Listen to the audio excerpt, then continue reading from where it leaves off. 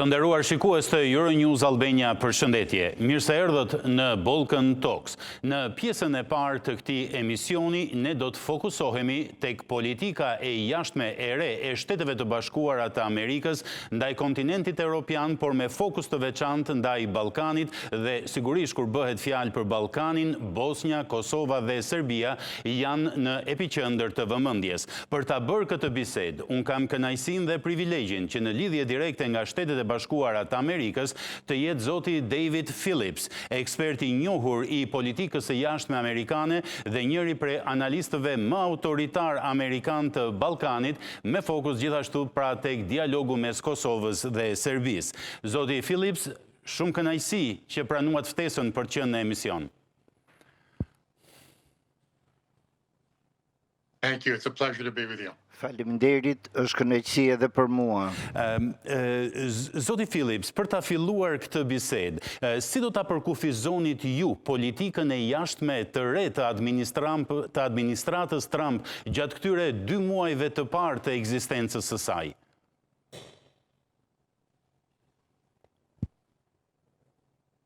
So Trump has outlined an agenda of Trump ka America publikuar agendën që është Amerika e para. So countries that subscribe Vendet to the që idea of America first përqafojnë këtë and ide enter into arrangements dhe with the Trump bëhen palme administration në marrëveshje me administratën Trump, and security qoftë tregtare apo are going to be të treated with sigurisë, do të trajtohen në mënyrë të favorshme. Multilateralizmi nuk është një përbërës i rëndësishëm i politikës së jashtme të Trump dhe nëse luan lojën përmes rregullave të Trump, atëherë do të trajtohesh në mënyrë të favorshme. Zoti Phillips, a e kompromenton kjo rolin lider të Shteteve të Bashkuara të Europës që e kemi njohur qysh pas përfundimit të luftës së dytë botërore në Europë dhe jo vetëm?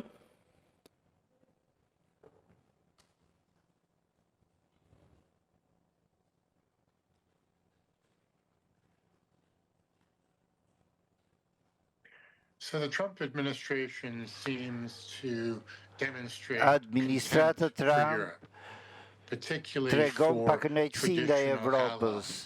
dhe sidomos ndaj The aleatëve NATO alliance is tradicional. also viewed with skepticism. Edhe aleanca e NATO-s So shihet gjithashtu countries me that want skepticizëm.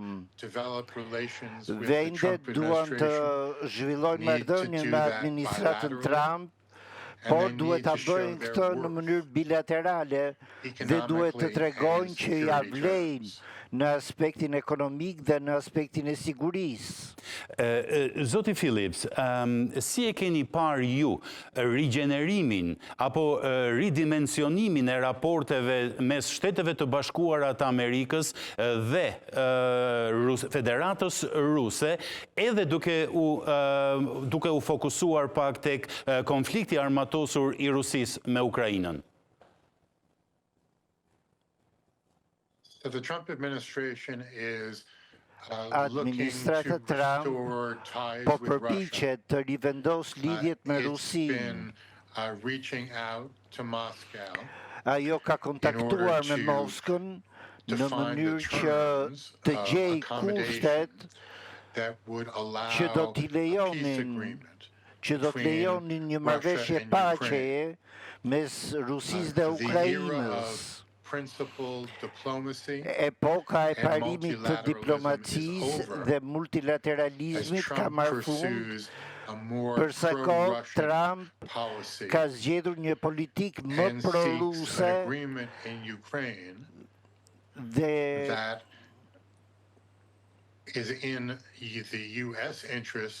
një marrëveshje për Ukrainën do t'ishte në interesin e Shteteve të Bashkuara, më tepër se sa në interesin e Kievit.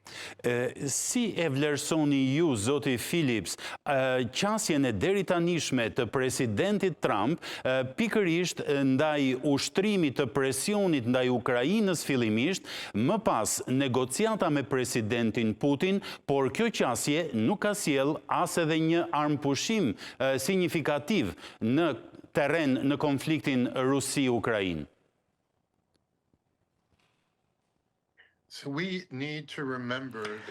Duhet të kemi parasysh se Ukraina është viktimë dhe që Rusia është agresori. Në politikën amerikane kundrejt dy vendeve, duhet marrë parasysh nevoja për një marrëveshje paqeje që ruan kufijtë e Ukrainës përpara 2014-s dhe integrimin e Ukrainës në strukturat euroatlantike përfshirë NATO-n.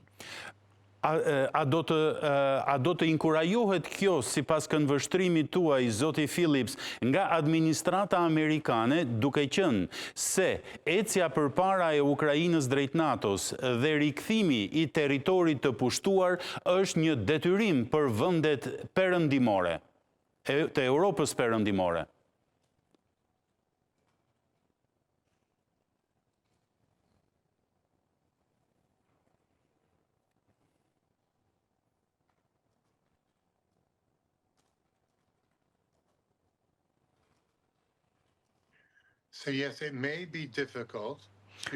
Mund të jetë e vështirë të rivendosësh kufijtë e Ukrainës, por ky duhet të jetë qëllimi i diplomacisë amerikane. Rregullat e diplomacisë ndërkombëtare përfshin sovranitetin dhe rëndësinë e kufijve. Dhe vetëm sepse Rusia ka shkelur këto rregulla dhe kërkon fuqi, pushtet, nuk do të thotë se ajo është e kredituar të qeverisë territorin që ka zaptuar. E vetmja mënyrë për të vendosur paqen në Ukrainë është që Rusia të paguajë një çmim për agresionin e saj dhe një çmim që Shtetet e Bashkuara dhe Bashkimi Evropian duhet ta kërkojnë të dyja.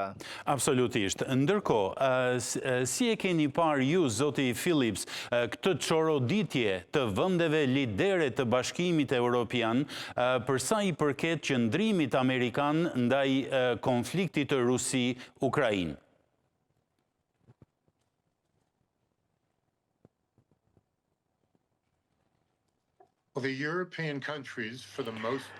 Vendet evropiane, shumica e tyre, kanë krijuar një koalicion që ka vullnetin për t'i ofruar asistencë Ukrainës.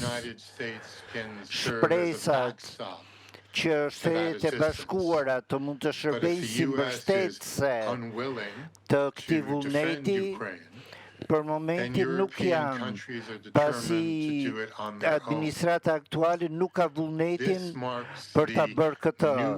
Dhe kjo shënon një epokë të re në marrëdhëniet ndëratlantike, ku Evropa dhe Shtetet e Bashkuara nuk punojnë më së bashku me efikasitet, por ndjekin vlerat dhe interesat përkatëse. Është një fatkeqësi që Evropa dhe Shtetet e Bashkuara kanë devijuar nga njëra tjetra, por kjo ishte diçka e prishtshme në administratën Trump, e cila synon të vazhdojë me politikën Amerika e para, që do të thotë Amerika vepron e vetme.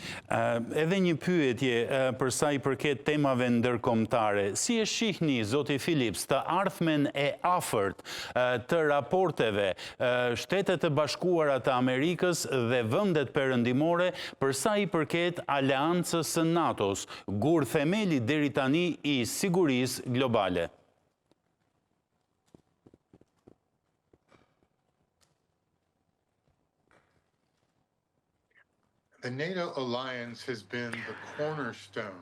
Aleanca e NATO-s ka qenë një gur kilometrik për sigurinë për më shumë se 60 vjet. Dhe e tillë duhet vazhdoj të jetë. Duhet të luajë një rol kritik në politikat e sigurisë. Trump ka kërkuar që vendet evropiane të paguajnë një kuotë shumë më të lartë për kostot e NATO-s dhe deri tani shumica e tyre kanë shprehur vullnetin për ta bërë këtë. NATO është një element shumë i rëndësishëm në diplomacinë ndërkombëtare dhe ka nevojë që të forcohet dhe jo të dobësohet. Po, të falenderoj. Zoti Phillips, si i keni parë ju dhe çfarë do të thotë për ju këto protesta kaq masive që kanë shpërthyer prej disa muajsh tashmë në qytetet më kryesore të Beogradit, kryesisht me protagonizëm studentët, por që ka galvanizuar thuajse të gjitha shtresat e shoqërisë së Serbisë?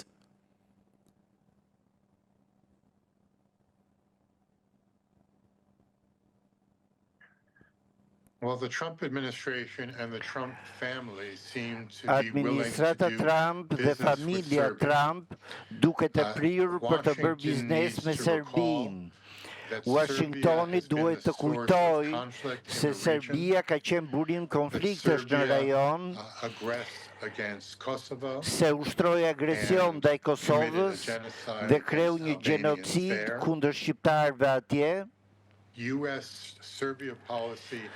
Politika SBA-Serbi mund të menaxhohen, por duhet të bazohen më shumë tek parimet.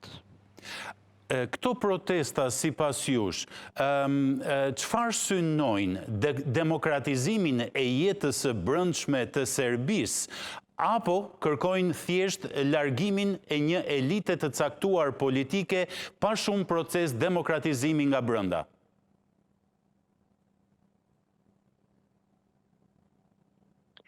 So Serbian youth want to be part of Europe. Do që të jetë pjesë e Evropës. And they want to be integrated into European Do institutions. që të jetë integruar në institucionet evropiane. Duan një qeveri demokratike që zbaton të drejtat e njeriut dhe nuk duan të jenë një shtet siç janë sot në Evropë. Kërkesat e tyre janë të arsyeshme dhe qeveria serbe duhet të përgjigjet këtyre kërkesave me fleksibilitet dhe jo duke i bërë rezistencë kërkesave të tyre. Me know-how-un tuaj unikal, Zoti Phillips, ju prisni një largim të presidentit Vučić dhe të enturazhit të tij, apo ai do të ketë mundësinë edhe këtë herë si shumë herë të arriti mbijetojë kësaj krize të thellë politike, sociale, multidimensionale? Well, Vučić is using Vučić po përdor të njëjtat taktika si Miloševići, intimidimin dhe ushtrimin e frikës në përpjekje për të përçarë opozitën. Ai do të bënte më mirë të zgjidhte një shteg reformash dhe të forconte institucionet demokratike. Ne e dim se për çfarë Vučić është i aftë.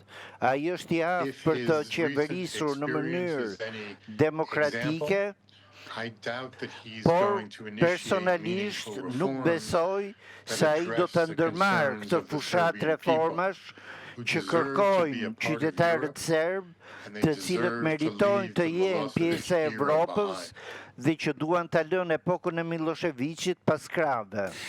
Zoti Phillips, ju e përmendët dëshirën e familjes Trump për të bërë biznes në Serbi. Ajo që më tërhoqi mua vëmendjen ishte deklarata e djalit të presidentit Trump, kur u shpreh sulmet ajrore të NATO-s kundër Serbisë ishin për shkak se Clinton donte të mbulonte skandalin e tij me Monica Lewinskin të asaj kohe.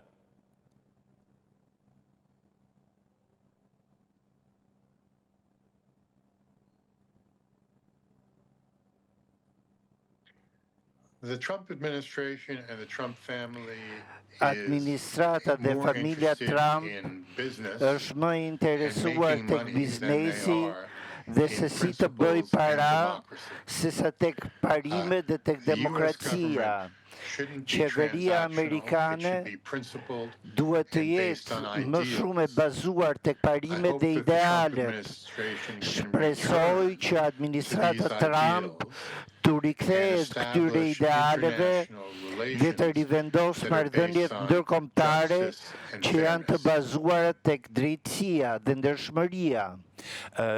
Duke vazhduar pak me Bosnjën, zoti Phillips, si e pat ju deklaratën e ashpër të sekretarit të shtetit Marco Rubio ndaj zotit Dodik në përpjekjet e pafundme të tij për të shkëputur dhe për të shpartalluar marrëveshjen e Daytonit?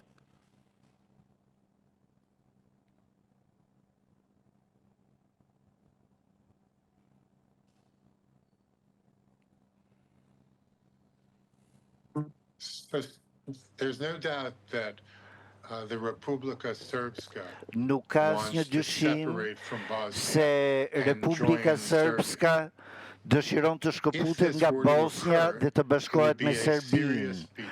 Nëse kjo ndodh, do të ishte një tradhti ndaj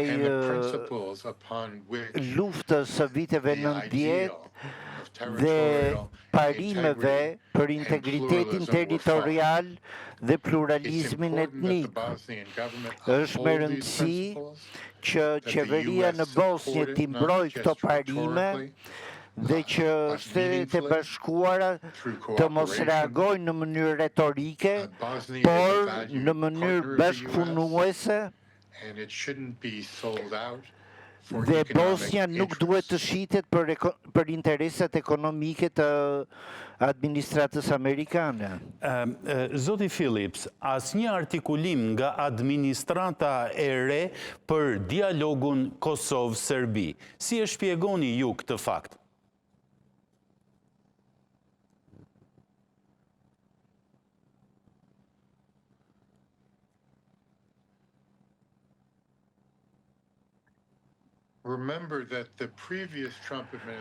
Mos harroni se administrata e mëparshme Trump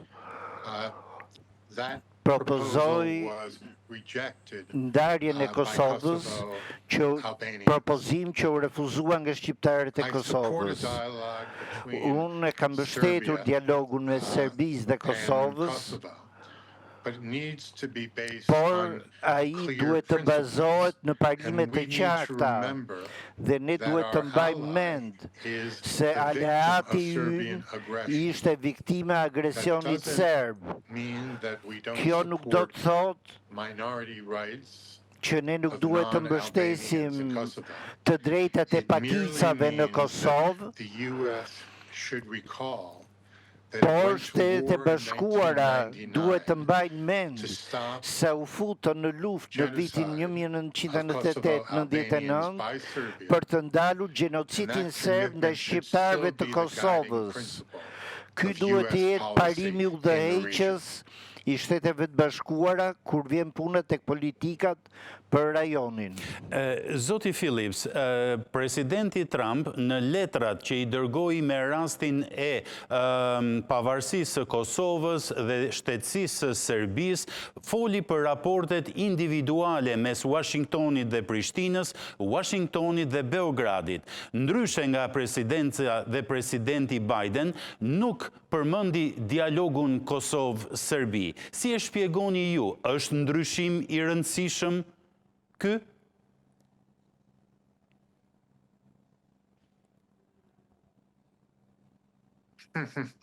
Well, we really don't know how to interpret that. Këtë nuk dim se si të interpretojmë. Është e qartë se simpatitë e Biden ishin më të mëdha kundrejt shqiptarëve të Kosovës. Por ai nuk veproi në këtë mënyrë, nuk i nëshoi kësaj politike. Serbia and Kosovo Nëse Shtetet e Bashkuara duan të ndërmjetësojnë dialogun mes Kosovës dhe Serbisë, atëherë duhet një arkitekt i ri për ta menaxhuar këtë dialog. Dhe gjithçka duhet bërë për të caktuar një modus vivendi me Serbinë që të respektoj sovranitetin e Kosovës dhe të drejtën e saj për vetëqeverisje. Nëse Shtetet e Bashkuara e arrin këtë, atëherë do të meritojnë duartrokitje dhe urime. Por nuk e dim nëse presidenti Trump, administrata e tij, do ta rishikojë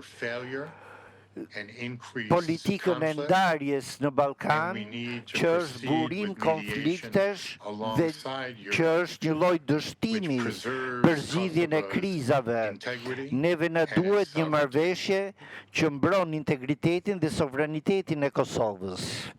Ndjeshmëria juaj personale, zoti Phillips, Shtetet e Bashkuara do të jenë më të angazhuara se gjatë administratës Biden në dialogun Kosovë-Serbi, apo do t'u alen atë europianëve të merren tërësisht me këtë problem?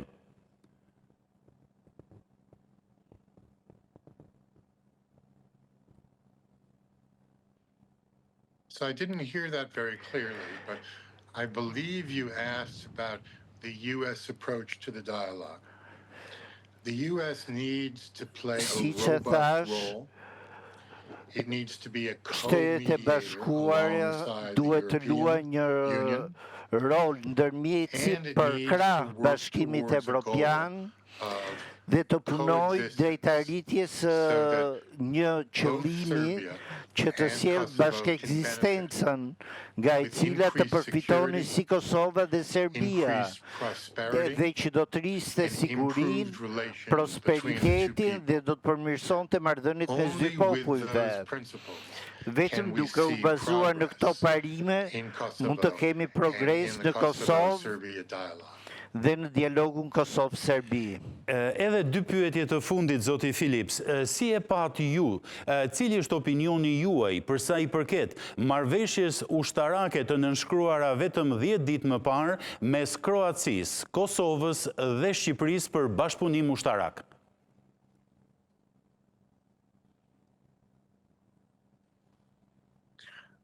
It's good to have regional cooperation. Është e dobishme për bashkëpunimin rajonal, sidomos kur përfshihen shqiptarët.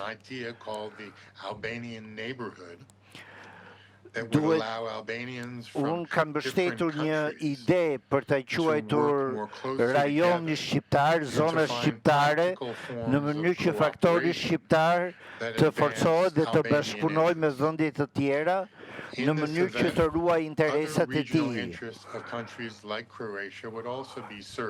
Gjithashtu, një marrëveshje e tillë shërben edhe Kroacisë, por është natyrale, është e natyrshme për shqiptarët që duan të jetojnë së bashku ndaj e ashtu quajtura lagja shqiptare është një zgjidhje dhe nuk ka nevojë për të rishqyrtuar kufijt apo për të ndarë shtetet. I pritshëm për ju reagimi tejet agresiv i presidentit Vučić dhe i Beogradit zyrtar? Tejet agresiv.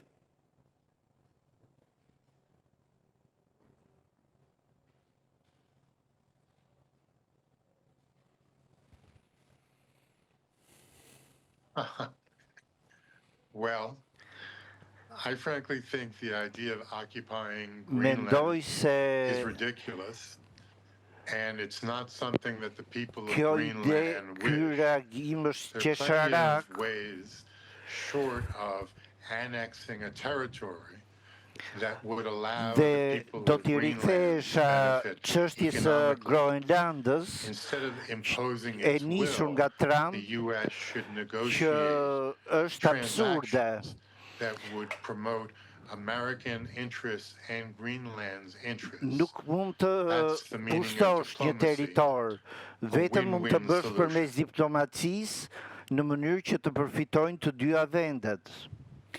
Zoti Philips, ju falenderoj sinqerisht për kohën dhe opinionet që ndat me shikuesit e Euronews Albania. Fundjavë të mbar në vijim. Ju falemderit.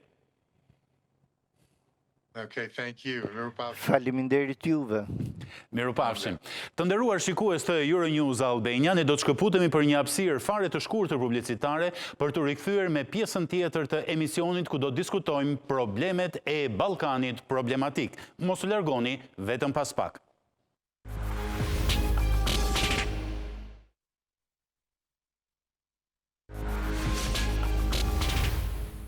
Rikthehemi sërish në transmetim të drejt për drejt në emisionin Balkan Talks të në Euronews Albania, të nderuar shikues. Siç ju njoftova në fund të pjesës së parë, do fokusohemi tek disa problematika me të cilat ballafaqohet rajoni i Ballkanit. Në lidhje të drejt për drejt nga Prishtina, un kam kënaqësinë që të kem doktor Sadri Ramabajen, studiues i njohur i gjeopolitikës dhe i marrëdhënieve ndërkombëtare. Zoti Ramabaja, të falenderoj që gjete kohë. Të lutem gjithherë kënaqësi bashkë bisedojmë bashkë. Ju falenderoj. Zoti Ramabaja, doja të hapja pjesën e parë të bisedës me vlerësimin tuaj për sa i përket marrëveshjes ushtarake Kroaci, Kosovë dhe Shqipëri. Ndonë se u bën 10 ditë nga nënshkrimi i saj, polemikat e nde vazhdojnë, por unë doja opinionin tuaj të drejt për drejt. Cila është vlera maksimale e këtij aksi? Tash të flasim për vlerën maksimale, ndoshta do të ishte më mirë që të nisim nga vlera politike. Është rikthimi tek një aleancë e heshtur që kishte një pjesë e kombit shqiptar e mbetur në ish Jugosllavi, më saktësisht një pjesë e elitës kulturore shqiptare nga Prishtina, që në vitet 70-ta vun kontakte me elitën intelektuale kroate. Ndërkaq, më pas ajo do të vazhdonte në vitet 90-ta dhe do të ushqehej me një aleancë të praktike të një pjesë të mirë të oficerëve tanë shqiptar që ishin në armatën jugoslave dhe në momentet e shpërthimit të luftës në Kroaci, ata u pozicionuan qartë krah kroatëve. Mos të harrojmë faktin se në luftë për çlirimin e Kroacisë kanë marrë pjesë me qindra djemë ndër më të mirë të Kosovës dhe visë shqiptare përgjithsisht dhe një pjesë e mirë e oficerëve që më pas do të shkëlqejnë edhe në frontet e luftës në Bosnjë dhe në Kosovë. Pra, vlera politike e saj është të rikthimi i kësaj aleance dhe të përmbysja e aleancave tradicionale balkanike, që prej atyre të fillimit të shekullit 20, e kam fjalën për aleancën balkanike të vitit 1912, në cilën de facto shtetet tona fqinje ishin bashkuar për të ndarë tokat shqiptare në emër të largimit të perandorisë osmane nga Evropa. Por burimin e kishte edhe kjo aleancë të një marrëveshje mes Greqisë dhe Serbisë e vitit 1867 që ishte arritur në Austri.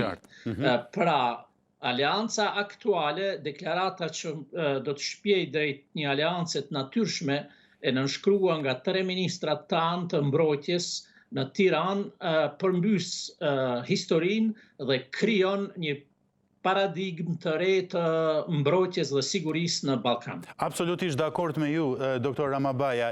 Pyetja e menjëhershme që rrjedh. Përse kaq vonë? Është një aleancë e vonuar, kam përshtypjen, kaq vite pas pavarësisë së Kosovës dhe kaq vite pas antarësimit të Shqipërisë në NATO. E kujt ishte kjo ide, sipas këndvështrimit tuaj, se më duket vërtet shumë e zgjuar dhe shumë e hollë? Keni plotësisht drejt, është aleancë relativisht e vonuar, por megjithatë në këtë plan është punuar ka herë. Le të rikujtojmë se një prej diplomatëve më të shquar që ka pas kohë mbi ynë, që për fat keq na la pak muaj më herët, e kam fjalën për Shaban Muratin, ka një libër për pikrisht që i përkushtohet kësaj aleance të pritshme. Do të doja shumë që ai ta kishte përjetuar të startuar realizimin e kësaj ideje. natyrisht ka pasur edhe politolog, studiues tjerë, ushtarak, për shembull njëri prej tyre General Ardian Demira im dukut, apo si e quajnë, gjithashtu ka shkruar rreth kësaj aleance në vitin 2012. Për këtë aleancë kam shkruar edhe unë një esej relativisht të gjatë para disa vitesh. Pra ka një numër studiuesish që kanë vënë re se një aleancë e tillë është krejtësisht e natyrshme. Kush e ka provokuar pikërisht atë dimensionin politik për të kthyer me kokë poshtë aleancat e së kaluarës? Pozicioni nacionalist ekstrem, nacionalizmit ekspansionues serb e ka provokuar parasgjithash, dhe përvoja historike që kanë edhe kroatët edhe shqiptarët me Serbinë. Vetëm atëherë kur këto dy kombe krijojnë një aleancë të fuqishme, e cilës ka gjasa sipas mendimit tim të bashkohet shumë shpejt edhe Bullgaria. Do ta diskutojmë, po. Nacionalizmi ekstrem serb, ekspansionizmi serb mund të ndalohet, përndryshe mund të provokohen luftra të reja. Po, në lidhje direkte nga Shkupi, unë kam kënaqësinë të kem kolegun tim të vjetër dhe një nga njohësit më të mirë, jo vetëm të Maqedonisë së Veriut, por të gjithë Ballkanit, zotin Seladin Xhezairi.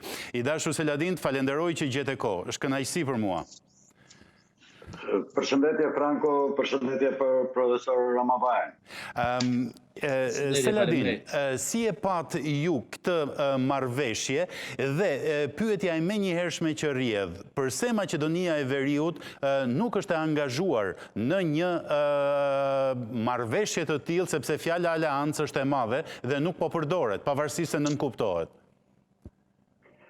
Po, për skaj asaj që tha profesor Ramabaja, unë mendoj se kjo aleancë në trekëndshin Prishtinë, Tiranë, Zagreb është edhe kundër përgjigje ndaj armatimit të fundit të Serbisë dhe po ta shikojmë në kontekstin e zhvillimeve në Evropë, të luftës në Ukrainë dhe pozicionimit në radhë të parë të Beogradit zyrtar, atëherë kjo është një përgjigje, do thosha, domethënëse e Tiranës, e Prishtinës, e Zagrebit.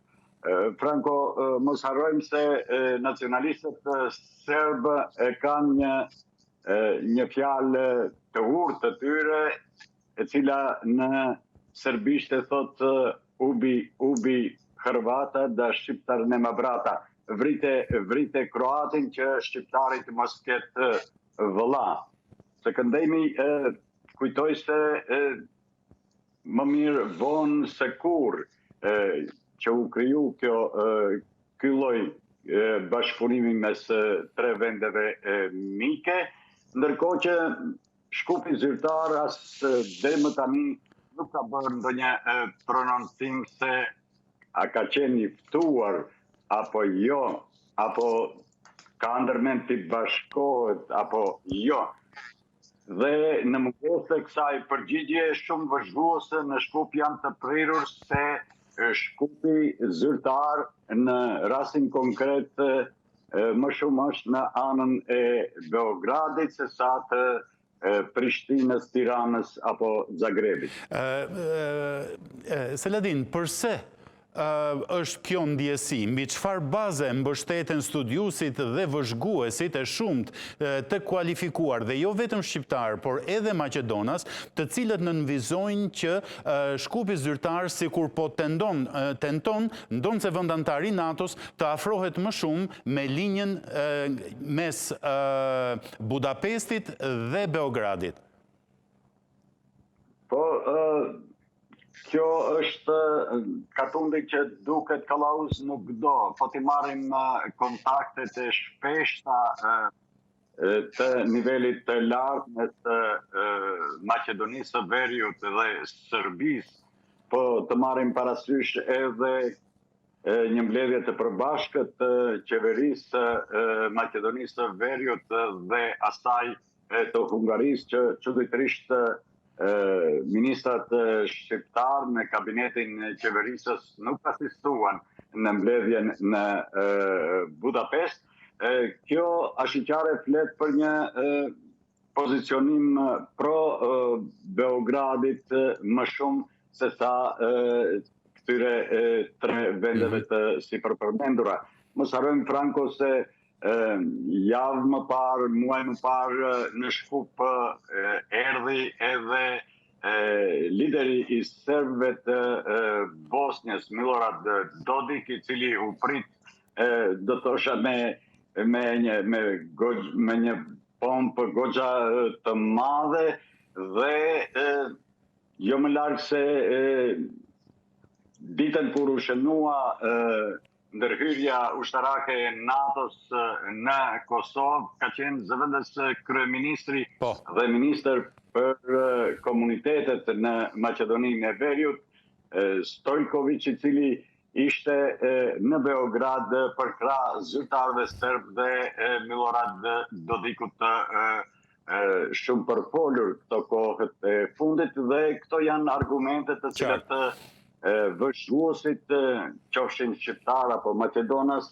i bëjnë të besojnë se Shkupi më shumë është me Beogradin e Budapestin se sa me Prishtinën apo Sofjen. Qartë. Ndërkohë, panelisti i fundit në emisionin e sotëm, unë kam kënaqësinë që në lidhje direkte nga Ulqini të kem zotin Saubi Mehmeti, kryetar i Partisë Lidhja Demokratike e Shqiptarëve në Malin e Zi. Zoti Mehmetit, falenderoj sinqerisht. Rishihemi pas një periudhe relativisht të gjatë kohe. Ju jam mirënjohës. Franco, faleminderit për ftesën dhe ndejoni të përshëndes edhe bashkëbiseduesit, zotin Ramabaja dhe Xhazairi. Dhe kemi për çka të thënë, çka për të thënë sot. Është plotësisht e vërtet. Dhe unë doja ta filloja, zoti Mehmeti, si e vlerësoni ju fillimisht këtë marrëveshje dhe pse Mali i Zi nuk është pjesë e këtij trekëndshi, ndonse ka zëra në për të që ka patur një ftesë, apo ka qenë i ftuar, apo është bashkëbiseduar. Sigurisht asgjë zyrtare, por ekziston ky opinion.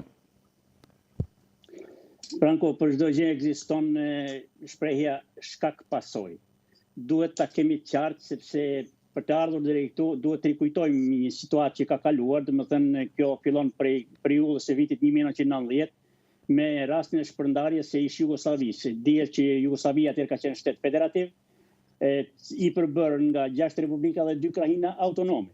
Mirë po, Serbia si një konstituent më i fuqishëm edhe ekonomikisht dhe nga numri i popullsisë, gjithmonë ka pasur dhe ka pretendime territoriale. Dhe duhet ta kuptojmë mirë për gjithmonë, sepse Serbia, çdo politikan që vepron politikisht në Serbi, është figurë shahu në një lojë shahu, ndërsa lojën kryesore e kanë, domethënë, Akademia e Shkencave dhe kleri, të thotë Kisha Ortodokse Serbe. Duhet ta kuptojmë nga aspekti i koherencës së tyre gjatë gjithë periudhës prej kohës së Garashaninit dhe pas, dhe duhet ta kuptojmë se Kisha ka luajtur një rol të rëndësishëm në luftën e Jugosllavisë atëherë. Duhet të rikujtoj se pas çdo betejë bekoheshin nga klerikët, nga eproret më të lartë të klerit të Serbisë, për çdo luftë që fillohej në çdo treg. Duhet ta kuptojmë se Slovenia u shkëput në mënyrën më të mirë, sepse i parapriu një incidenti të hapur ushtarak në Sloveni, duke i bllokuar kazermat në atë kohë, ndërsa duke parë veprimin e Slovenisë reagoi menjëherë në Kroaci dhe lufta filloi në Kroaci në vitin 1991. Dhe me ndërhyrjen e faktorit ndërkombëtar arrihet një marrëveshje pezullimit të aktiviteteve ushtarake, por kjo kulmoi në vitin 95, kur vazhdimisht Serbia dhe serbet lokal pretenduan që të formonin një krahin autonome serbe në territorin e Kroacisë, siç njihet atëherë Republika Srpske Krajine, sikur është sot Republika Srpska në Bosnjë, që të njëjtën gjë pretendojnë dhe kërkojnë që ta formojnë edhe në Kosovë. Për fat të mirë deri tani është refuzuar ajo mundësi, dhe aty me një aksion blitz do të thotë i dëbon dhe përfundimisht humb shpresa e Serbisë për të pas një dominim edhe ushtarak edhe territorial ndaj Kroacisë. Dhe lufta spostohet në Bosnjë, pastaj në Kosovë dhe për mos i përsëritur gjërat, do të thotë ky është shkaku që Serbia gjithmonë ka pasur dhe ka pretendime territoriale. Por si pasojë rezulton kjo marrëveshje e cila unë me plot gojë mund ta quaj edhe një aliancë e mirëfillt dhe në kohën e duhur. Pse në kohën e duhur? Duke parë lëvizjet e Serbisë, se mos harroni se çdo kryetar i shtetit të Serbisë, çdo kryeministër, unë e thash që është figurë shahu. Dhe një moment kemi pasur shumë të rëndësishëm kur kryeministër u zgjoll zoti Gjinxhić dhe atë domethënë shërbimet sekrete të Serbisë e eliminuan. Dhe ata vazhdojnë politikën e tyre në konform strategjisë së shkencës së akademisë serbe. Dhe për të ndalur konkret, ne i shohim lëvizjet e fundit. Bosnja tenton për të ndarë. Kryetari i Republikës Serbe në Bosnjë është i dënuar faktikisht me vendim të prerë dhe kërkohet që dita ditës të shkojë në burg. Në anën tjetër, rrymat të cilat janë dhe veprojnë në Maltezi, e kemi të qartë tani se ndikimin kryesor e ka kryetari i parlamentit dhe është dorë e zgjatur e politikës serbe në Maltezi dhe tentativa e Serbisë është që t'ia bashkojë përsëri territorin, pra Republikën e Maltezit t'ia bashkojë Republikës së Serbisë dhe këto janë tentativat që Malezi tani është i pafuqishëm për të vepruar në këtë drejtim për të lidhur një aleancë me këtë trekëndësh. Por ajo çka është e mirë në këtë moment, besoj që të gjithë e vlerësojnë, edhe studiuesit më të mirë se ne që merremi me politikë ne e shohim nga një këndvështrim ndoshta me të shkurtë këtu në afat kohor, por studiuesit me siguri do ta thonë edhe fjalën e vet, edhe e kanë thënë praktikisht deri tani që është në kohën e duhur, sepse gjithë kjo situatë që ka ndodhur në rajon edhe më gjerë prej luftës së Rusisë në Ukrainë, e këndej do të thotë është një rajon ku mund të shpërthej lufta në çdo moment. Por kjo aleancë e lidhur mes Kroacisë, Shqipërisë dhe Kosovës dhe që kanë tradita historikisht kanë qenë popull i miq, domethënë me Kroacinë shqiptarët, është një garanci që të ruaj stabilitetin në rajon, në Ballkan, në këto treva të cilat janë të rrezikuara vetëm nga Serbia. Po, të falenderoj, zoti Mehmeti. Doktor Ramabaja, i pritshëm reagimi agresiv i Serbisë, unë kam deklaratat pafundme të Vučić, të ministrit të mbrojtjes Gašić, por ajo që doja opinionin tuaj është, media serbe flet intensivisht për krijimin e një marrëveshje ushtarake të re mes Serbisë dhe Hungarisë. Doja t'ju pyesja, ju e shihni të mundshme apo fakti që Hungaria është vend antar i NATO-s duhet dhe respekton rregullat si vend antar i NATO-s do ta ketë të vështirë dhe të pamundur? Që është e vërteta, Viktor Orban është i padisiplinueshëm dhe mund të mos përfillë rregullat, por nuk do ta ketë lehtë, sepse deklarata që është nënshkruar në Tiranë nuk ka, siç e kemi vënë re, është diskutuar edhe nga institucionet e larta të NATO-s dhe është të mirë. Pra nuk është krejtësisht në përputhje me logjikën dhe strategjinë mbrojtëse të NATO-s, ndërkaq një marrëveshje eventuale mes Hungarisë dhe Serbisë do të binte ndeshme këto interesa. Është e vetë kuptueshme që ka një alarmim të shpifur, do të thosha unë më shumë, në Serbi, edhe për një arsye shtesë. Ata kanë arritur që këtë marrëveshje ta shtyjnë për disa vite, pra nuk kemi të bëjmë një deklaratë që do të duhet ta kishim, që është e vërteta ndoshta që prej kohës kur kjo ide ishte brumosur mirë dhe ishte plasuar mirë, që si që thash, qoftë nga Shaban Murati, qoftë nga Dritan Demiraj, qoftë nga të studiues tjerë këtu në Prishtinë, por kishte hezitim sepse po bëheshin sprova të tjera dhe kishte dominuar në palën shqiptare pikpamja se me Serbin mund t'i zgjidhim çështjet ndryshe.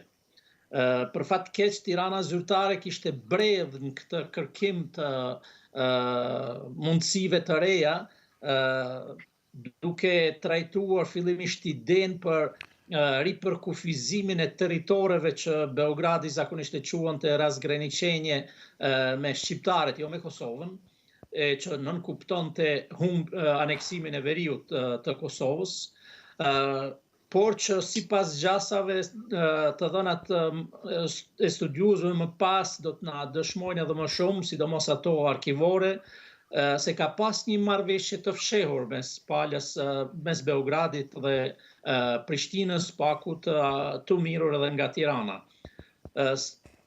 Ish këshilltari për çështje të sigurisë i Trumpit në qeverisin e tij të parë, Bolton e ka pohuar këtë jo një herë. Po, e vërtet është.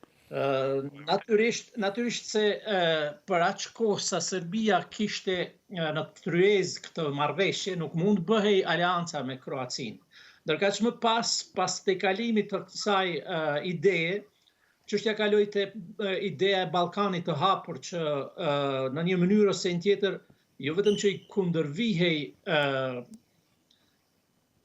idesë për përgatitjen e terrenit si tërësi, Ballkanit Perëndimor si tërësi për aderim në Unionin Evropian, por krijonte një parakusht të ndërhyjes së Rusisë në Ballkan. Dhe sferat e interesit rus adaptoheshin mirë në Ballkanin e hapur. Pra, edhe pala shqiptare ka pjesën e vet të përgjegjësisë për humbjen e kohës në këtë plan. Aktualisht Serbia ka 10 vjet po bëhen që investon në mënyrë masive në fushën e mbrojtjes dhe konsiderohet se buxheti i saj vjetor kalon buxhetin e përbashkët të gjitha shteteve tjera në Ballkanin Perëndimor. Pra është një fuqi rajonale që ka thjesht potencë ushtarake që mund bëj edhe ndonjë aventurë tjetër. Kjo deklarat duket që erdhi në kohën kur mund t'i parandaloj aventurat e Serbisë. Po, plotësisht e vërtet. Seladin, doja që ta vazhdonim bashkë duke qenë se je dhe më afër. E përmendi disi profesor Ramabaja, por unë doja ta bëja një pyetje konkrete specifike. Ministri i Mbrojtjes i Republikës Kroacisë u shpreh se këtij partneriteti mund t'i bashkangjitet edhe Bullgaria. Nuk e përjashtoj asun këtë, gjithnjë duke marrë parasysh që historikisht marrëdhëniet e ftohta, për të mos thënë armiqësitë serbo-bullgare dhe po të shikohet kjo në sensin e afërisë së Serbisë me Rusinë, atëherë animi i bullgarëve ka kjo treshe e Ballkanit Perëndimor në ballë me Kroacinë do të ishte mëse i natyrshëm, por po them gjithçka do të varet edhe nga pozicionimi i Shkupit zyrtar dhe besoj se kjo nuk ka për të zgjatur shumë. Aq më tepër po të ketë parasysh se një maqedonase në momentin që po flasim është zëvendës sekretare e përgjithshme e Aleancës Ushtarake të NATO-s, e kam fjalën për Sheqerinska, Radmila Sheqerinska, e cila nesër është paralajmëruar se do të takohet me të dërguarin e ri të posaçëm të Bashkimit Evropian për Kosovën, prandaj ditëve, javëve të ardhshme do të duhej pritur edhe zhvillime në sensin e pozicionimit më të qartë të Bullgarisë, pse jo edhe të Maqedonisë, karshi kësaj forme të bashkëpunimit mes Kosovës, Shqipërisë e Kroacisë në rrafshin ushtarak. Seladin, doja që ta vazhdoja dhe me një pyetje këtë ndërhyrje. Mosmarrveshjet mes Shkupit dhe Sofjes janë të pranishme, janë të qarta, janë të dukshme për të gjithë ata që duan t'i dinë. Këto mosmarrveshje politike, ti beson se mund të influencojnë në çështjet ushtarake? Duke qenë se të dyja janë vende anëtare të NATO-s dhe kjo duket sikur e përjashton pak pikërisht këtë çështje, dimensionin e sigurisë dhe atë ushtarak. Varet, po them edhe një herë, çfarë do të jetë pozicionimi i Shkupit zyrtarëve në këtë rrafsh, mbase profesor Ramabaja mund të më ndihmoj më shumë, duke marrë parasysh se pjesë e ekzekutivit është edhe një grupim politik shqiptar Vlen, i cili gëzon mbështetjen e Prishtinës zyrtare, por që deri tani ka pasur 2-3 veprime të Shkupit zyrtar, të cilat sikur kanë nënkuptuar injorimin e faktorit politik shqiptar në qeverinë e re të Maqedonisë. Prandaj nuk pres për së shpejti që Maqedonia e Bullgaria të normalizojnë marrëdhëniet në sensin e respektimit të traktatit të miqësisë Bullgari-Maqedoni e Veriut, i cili nënkupton edhe ndryshimin e kushtetutës dhe përfshirjen e elementit bullgar në kushtetutën e vendit, një hap ky që do të zhbllokonte procesin e filluar të negociatave për integrimin me të drejtat të plota të Maqedonisë së Veriut në Bashkimin Evropian. Zaten Franco, ndryshimi i kushtetutës tashmë nuk është çështje dyfalshe mes Shkupit e Sofjes, por është parakushti i vendosur nga Bashkimi Evropian. Veprimet e qeverisë së re të Maqedonisë kohët e fundit sikur shikojnë më shumë nga Washingtoni se sa nga Brukseli, mbase duke shpesuar se ka për të qenë administrata Trump ajo që do të ushtroj presion mbi Bullgarinë, përkatësisht Bashkimin Evropian, që negociatat e Maqedonisë së Veriut me Brukselin të zhbllokohen, pa çka se edhe mund të zvaritet ndryshimi i kushtetutës. Kur pyet Seladin Zezairi, unë duhet vetëm që t'ja kaloj fjalën të ftuarit, të cilit ai ja drejton pyetjen. Por për të patur më shumë kohë, zoti Ramabaja, në fillim të pjesës tjetër të këtij emisioni, ju do keni hapësirën për t'ju përgjigjur pyetjes së zotit Zezairi. Ndërkohë, doja të shkoja tek zoti Saubi Mehmeti. Ajo që më tërhoqi vëmendjen zoti Mehmeti ishte deklarata e ish shefit të shtabit të ushtrisë së Malit të Zi, Dragan Samardžić, i cili u shpreh, nuk pritej që në këtë situatë Kroacia të ftonte Malin e Zi që t'i bashkohet marrëveshjes, por kjo nuk do të thotë se kjo nuk do të ndodhë nëse marrëdhëniet dypalçe përmirësohen. Ai pra nuk e sheh problemin tek Beogradi, por e shikon tek tensionimi i fundit i raporteve mes Zagrebit dhe Podgoricës. Në fakt, deklarata e tillë nuk di sa është e saktë, sepse nuk paraqet Kroacia nuk është faktor destabiliteti. Përkundrazi, Kroacia ka një rol shumë të rëndësishëm të stabilitetit në rajon. Dhe deklarata e tij është pak a shumë tendencioze, mendoj, por ajo çka është më rëndësi, politika aktuale e Malit të Zi është e pamundur të veprojë konform interesave të qytetarëve, të shumicës së qytetarëve të Malit të Zi. Me vetë faktin se janë të inkuadruar pra persona të cilët përfaqësojnë interesat e politikës serbe duke filluar që në parlament, në qeveri edhe në shumë pore të tjera. Prandaj, situata aktuale ka të bëj për t'i paraprir apo një balans, një kundërpesh e rrezikut të mundshëm që vjen nga Serbia. Dhe duke ditur se edhe Shqipëria dhe Kroacia janë antarë të NATO-s, faktikisht ato nuk janë të rrezikuar drejt për drejt. Por kjo marrëveshje tripalshe shkon në favor të Shtetit Gjithësisë së Republikës së Kosovës, e cila faktikisht me këtë i jep një siguri dhe normalisht që edhe NATO e vetë Aleanca e NATO-s ka interes që të kemi një stabilitet në këtë rajon. Dhe kjo marrëveshje tripalshe kryesisht këtë edhe synon, që të ketë një stabilitet për t'ju kundërvur në rast nevoje, se armatimi i Serbisë ka kryesisht bëj me pretendime.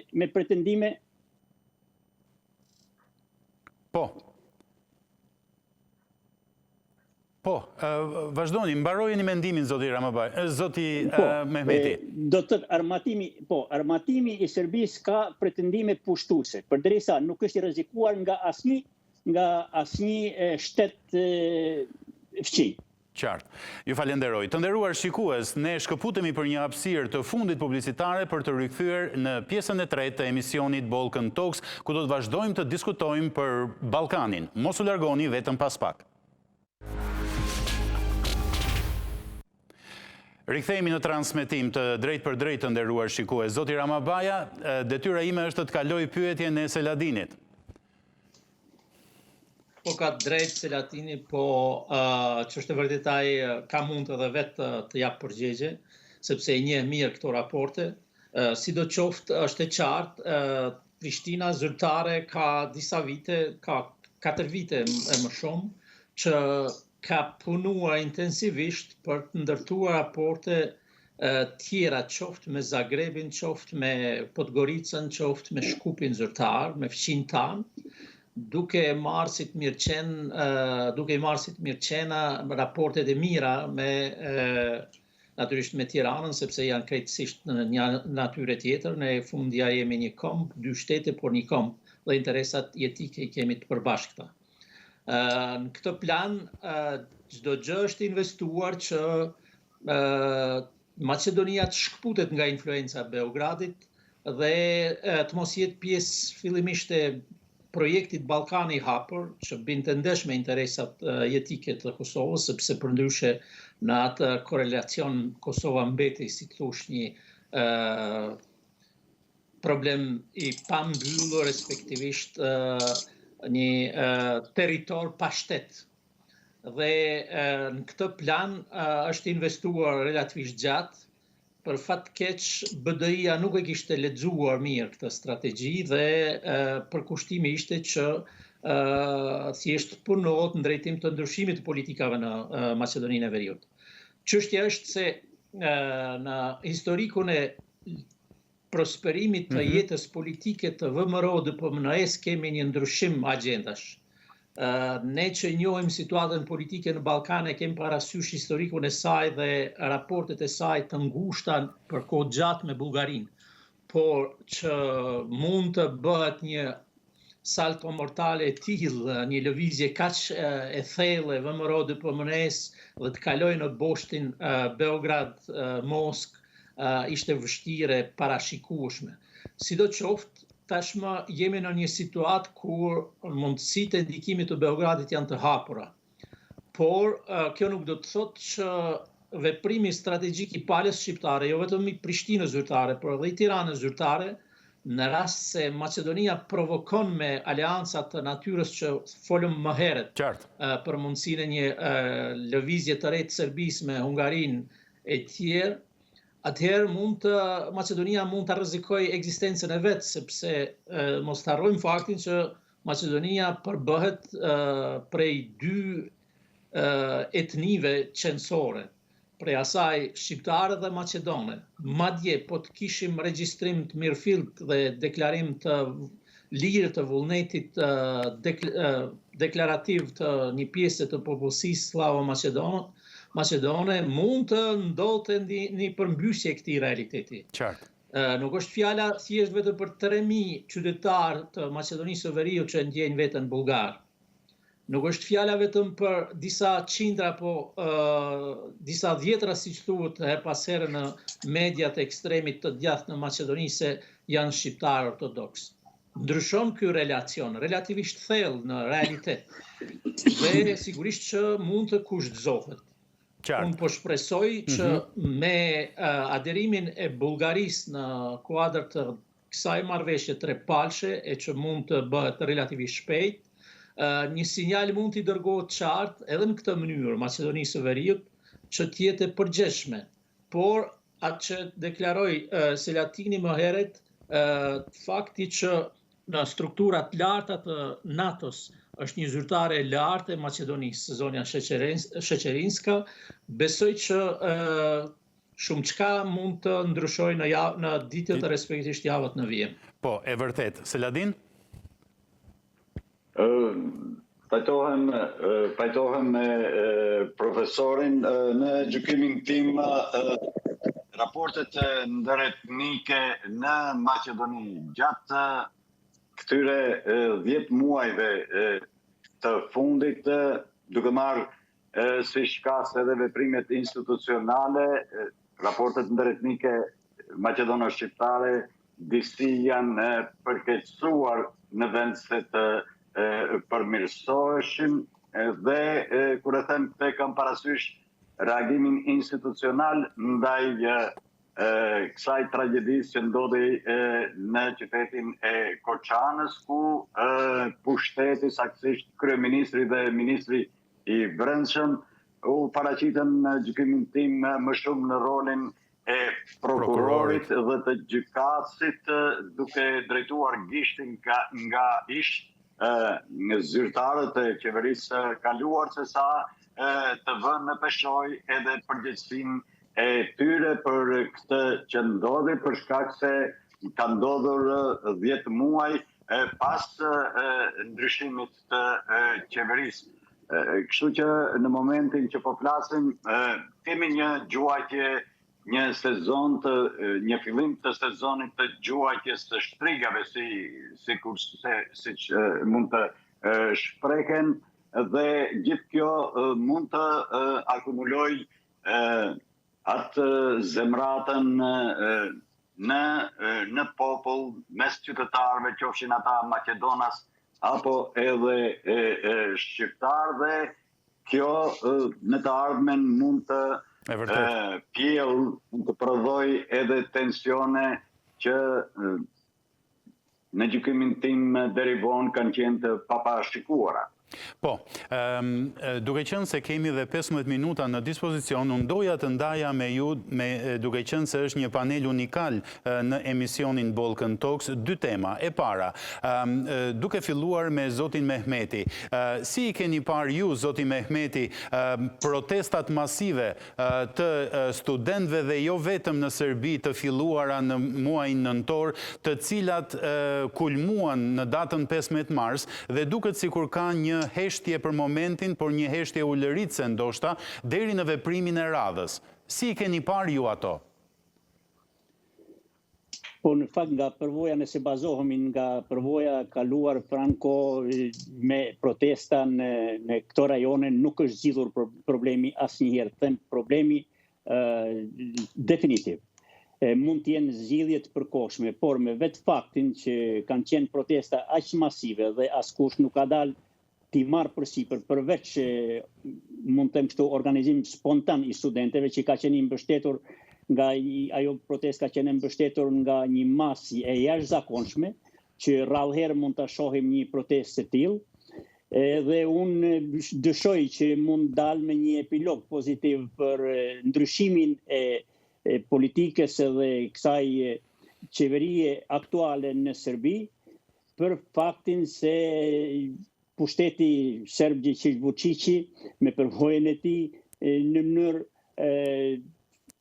them kështu të dhunshme, shumë shpejt mund të vijë deri te mbyllja e këtyre aktiviteteve të protestuesve, kuptohet në forma të presioneve të ndryshme.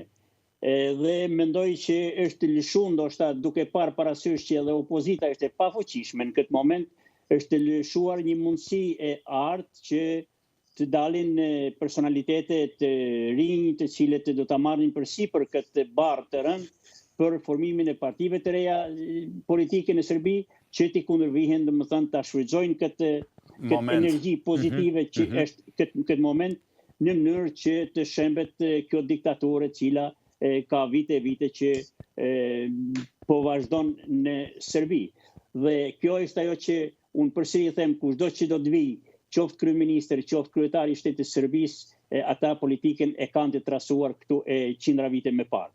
Prandaj nuk duhet na gënjej ky moment, do të thotë që vërtet ne kemi pritur me një mundësi të ndryshimit të pushtetit në Serbi, por vetë fakti që nuk ka dhënë ndonjë rezultat të pritshëm, unë jam skeptik se mund të ndodhë diçka, mund të organizohen protestat e tjera në vazhdimsi, por edhe e humb edhe efektin e saj në qoftë se do të kemi protestat të vazhdueshme pa ndonjë rezultat përfundimtar. Po, profesor Ramabaja, të njëjtën pyetje edhe për ju.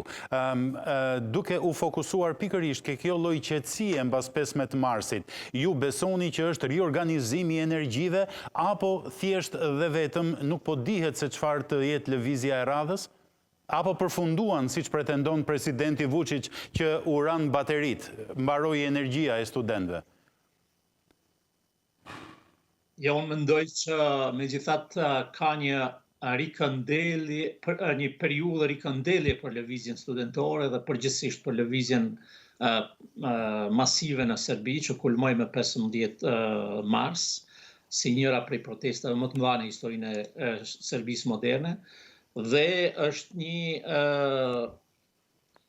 ballafaqim mes dy nacionalizmave, do të thosha unë, nacionalizmit urban serb modern, i cili përveç se ka në pikë vështrim interesi nacional serb, respektisht pozicionimin e tij e Serbisë në ristrukturimet gjeopolitike që po ndodhin, është pozicionuar pra ky nacionalizmi urban në krye me këtë lëvizje dhe me një pjesë të inteligjencës serbe, sepse unë mendoj që nuk është thjesht pa një mbështetje të një pjesë të inteligjencës serbe, që po pretendon të bëjt pamundurën të mundur tash dhe ta orientoj Serbinë drejt Bashkimit Evropian dhe drejt perëndimit, demokracive liberale, dhe nacionalizmit rural serb tipik, që burimin mund ta ketë në Shumadi, profesor Ukshin Hoti ka studiuar këtë fenomen paksa më shumë, dhe përpjekjeve për të mbajtur në qendër të vëmendjes, respektisht në qendër të komandës së shtetit serb, tutje tregonin, siç u shpreh dhe kolegu paraprak, që kisha, ushtria dhe politika të jenë, si thuash, ai tregonshi që vazhdon të mirret me orientimin e të ardhmës së Serbisë në këtë kohë. Duket që në rikëndelljen e plotë dhe rifillimin e protestave do ta kem atëherë kur Vučići do të shpallë zgjedhjet e parakohshme. Respektisht do ta nënshkruaj kapitulimin e mundësisë të zgjedhjes së një qeverie të re, dhe shpallë zgjedhjet e parakohshme që me gjas i parashehajt i mbaj në qershor. Po, Seladin, ke një eksperiencë të gjatë pune edhe në Beograd, e një mirë politikën në Serbi. Cila është analiza jote për sa i përket këtij momentumi politik dhe social në Serbi pas kulmit të 15 shënuar në 15 mars me ndoshta protestën më masive në historinë e Serbisë moderne?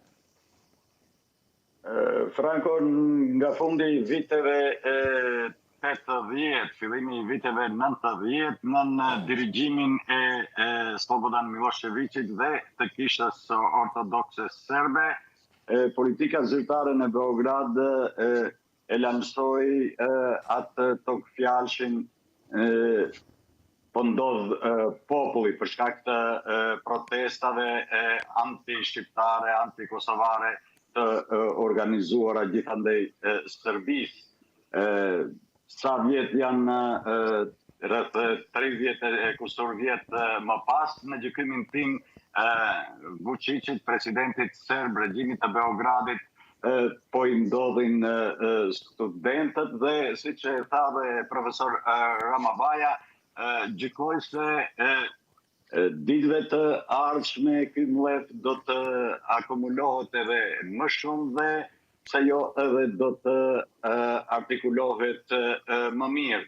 Jo më larg se dje një historian serb, Milan Protic, i ka drejtuar një letër të hapur presidentit serb duke paralajmëruar se fundi i tij është afër. Varet se si qendrat ndërkombëtare të vendosjes në radhë të parë Moska dhe Washingtoni do të pozicionohen karshi kësaj zemrate studentore dhe popullore në Serbi, por Vučići i sotëm nuk është më ai që ka qenë i deri dje. Po, dhe gradualisht po harim tek pyetja e fundit që unë kisha për panelin, qëndrimi i Shteteve të Bashkuara të Amerikës ndaj këtij realiteti kaq kompleks në Ballkan. Është e qartë, vëmendja është e fokusuar tek problemet më madhore, raportet me Rusinë, konflikti Rusi-Ukrainë, raportet me Bashkimin Evropian, raportet me Kinën, raportet me Tajvanin, raportet në Gaza, dhe mund të numërojmë ato hotspotet më të nxehta globale.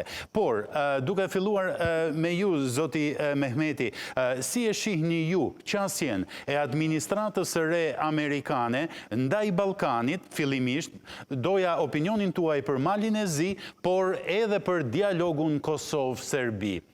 Në mënyrë sintetike, ju lutem.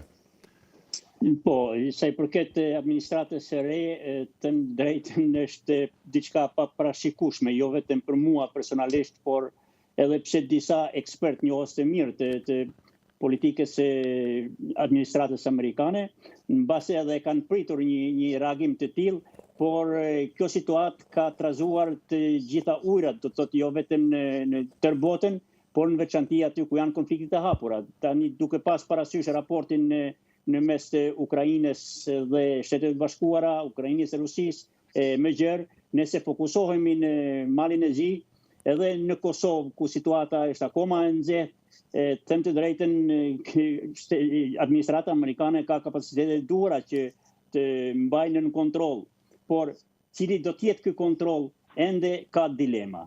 Pra, mënyra qasja e problemeve në rajon, në Maltezi dhe në Kosovë, në veçanti në Kosovë, duhet parë nga një këndvështrim i real, i situatës politike aktuale, dhe duhet ta kuptoj si Bashkimi Evropian, si administrata e Shteteve të Bashkuara të Amerikës, se tashmë shteti i Kosovë, Republika e Kosovës është një shtet i pavarur dhe sovran, dhe në kuadër të kësaj duhet të bëjë të pamundurën për të gjetur mënyrën se si të arrihet marrëveshja me Serbinë.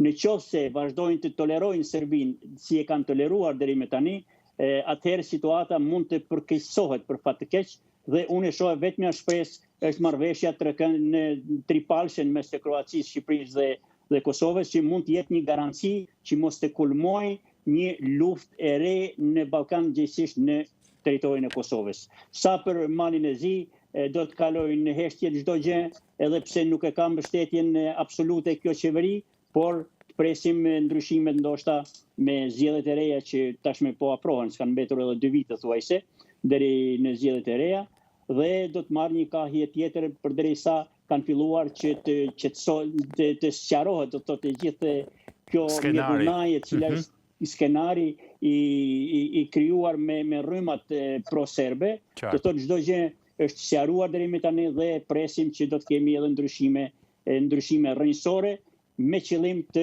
formimit të një qeverie stabile, e cila do të na çojë drejt rrugës së integrimit në Bashkimin Evropian.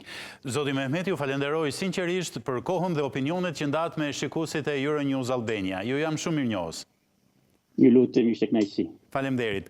Doktor Ramabaja, doja t'ju pyesja juve për atë ndjesia juaj më shumë, sepse ka pak ka pak lënd për të komentuar për sa i përket qasjes së re të politikës së administratës Trump ndaj dialogut Kosovë-Serbi.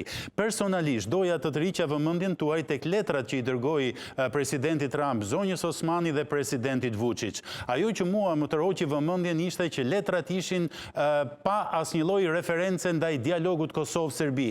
Ishin linja të drejt për drejta, Washington-Prishtinë, Washington-Beograd. Bile jo më larg se dje, presidenti Trump uroi ambasadorin e ri të Shteteve të Bashkuara në Serbi, një ish prokuror i Arizonës. Si e shihni ju? Po është e qartë,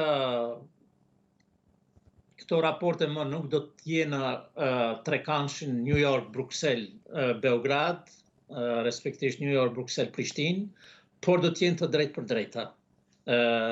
Madje, gjithnjë më shumë, do të anashkalohet Brukseli kur është në pyetje për pozicionimin e qëndrimeve amerikane në raport me dialogun Serbi-Kosovë dhe me Ballkanin në përgjithësi. Ndjesë ju ndërpres, pra ju mendoni që Shtetet e Bashkuara do të jenë violinë e parë? Jo më si deri tani nën administratën Biden që ishte mbështetëse e dialogut, por do të jenë solist në këtë orkestër? Duket se po ata do të jenë violinë e parë dhe mund të marrin në konsiderat shumë interesin edhe ekonomik të Shtetet Bashkuara të Amerikës në Evropën Juglindore. Sepse, siç e kemi vure, administrata Trump ka parasysh parimet e merkantilizmit në politikë, respektisht interesit të drejt për drejt ekonomik. Dhe kjo marrëveshje, unë do të thosha më shumë shqiptara-kroate, sinjalizon edhe Shtetet Bashkuara të Amerikës se cilët mund të jenë palët më me interes për planin ekonomik amerikan. Pavarësisht se ka dërguar një ish prokuror atje të njohur për pozicionin e tij proserb, kam përshtypjen se mund të vijë edhe në Prishtinë një ambasador me origjinë shqiptare, siç është paralajmëruar që do të jetë një balancë e veçantë e këtyre interesave, duke marrë në konsiderat se interesat amerikane në Evropën Juglindore, ai balanci i këtyre interesave do të duhet të jetë më i sinkronizuar, më i barazpeshuar dhe pacenuar interesin e shqiptarëve. Ndoshta do të hymë një periudhë të re kur këto balanca do të marrin, si të thush, konsideratën e duhur historike për të trajtuar ashtu siç është shekulli 21, shekulli i shqiptarëve. Zoti Ramabajat, falenderoj sinqerisht për kohën dhe opinionet. Ishte kënaqësi. Lutem, faleminderit për ftesën. Faleminderit. Seladin, ke 1 minutë kohë deri në fund të programit. Optika juaj për këtë situatë? Po, unë mendoj se ta vazhdoj aty ku la profesori, domosdoshmërisht në Prishtina duhet ta krijojë qeverinë një orë më parë, ndërsa epilogu i normalizimit, përpjekjeve për normalizimin e marrëdhënieve mes Kosovës dhe Serbisë duhet ta presë epilogun e përfundimit të luftës në Ukrainë. Seladin, falenderoj shumë për kohën dhe opinionet që ndave me ne, si gjithmonë teje të veçanta. T'jam shumë i njohës. Ishte kënaqësi, Franco. Faleminderit. Të nderuar shikues të Euronews Albania, ky ishte Balkan Talks për ditën e sotme. Deri në takimin tonë të radhës, nga unë Franco Egro, faleminderit për vëmendjen dhe miru takofshim.